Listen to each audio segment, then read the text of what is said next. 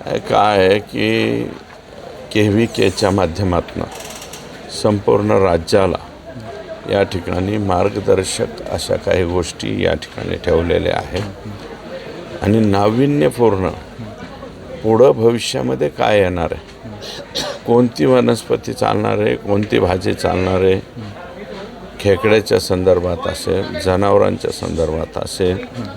त्याच्यानंतर इथं जर पाहिलं तर मॅपिंग जे आपण रोड मॅप म्हणतो किंवा हा जो रोड मॅप आहे तो संपूर्ण महाराष्ट्रासाठीचा आहे. कोणत्या शेतकऱ्याच्या कोणत्या क्षेत्रामध्ये पाणी किती आहे, पाणी कमी पडलं आहे का, जास्ती पडलं आहे का, इथपर्यंतची टेक्नॉलॉजी ही या ठिकाणी आदरणीय राजेंद्र पवार साहेब यांनी आणलेली आहे आणि हिचा संपूर्ण समाजाला खूप मोठ्या प्रमाणामध्ये फायदा होईल.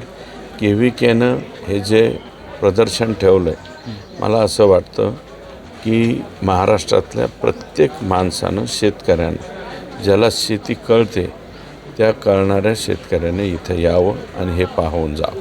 तुम्ही आलेला आहात, काय पाहायला मिळालं तुम्हाला आणि तुम्ही यातनं काय घेऊन तुमच्या मतदारसंघात तुम्ही जाता? मी माझ्या मतदारसंघामध्ये राजूदादांनाच घेऊन जाईल, बाकी काही. एकंदरीत AI टेक्नॉलॉजीचा वापर होतोय आणि या दृष्टीनं पुढं जे आहे ते शेती किती भविष्याची असेल असं तुम्हाला वाटतं? काय आहे की शेतीचं क्षेत्र आपल्या देशामधलं कमी होत चाललं आहे आणि शेतीचं क्षेत्र जिथं कमी होतं आहे तिथं मुरमाड आणि अगदी जिथे कुठेच काय नव्हतं. मी पाहिलेलं आहे, राजूदादांनी अगदी दगडाची शेती ताब्यात घेतलेली आहे आणि त्या दगडावरती सुद्धा नंदनवन फुलवलेलं मी माझ्या डोळ्यांनी पाहिले.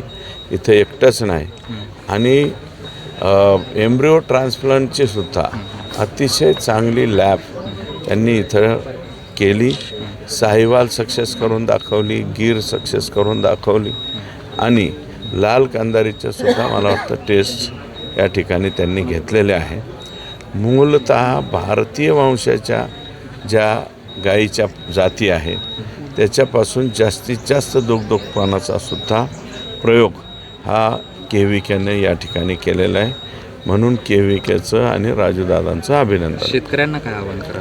शेतकऱ्यांना एकच विनंती करेल की जुनाट पद्धतीची शेती सोडून इथे येऊन हे नाविन्य पाहून नवीन पद्धतीने शेती करावी.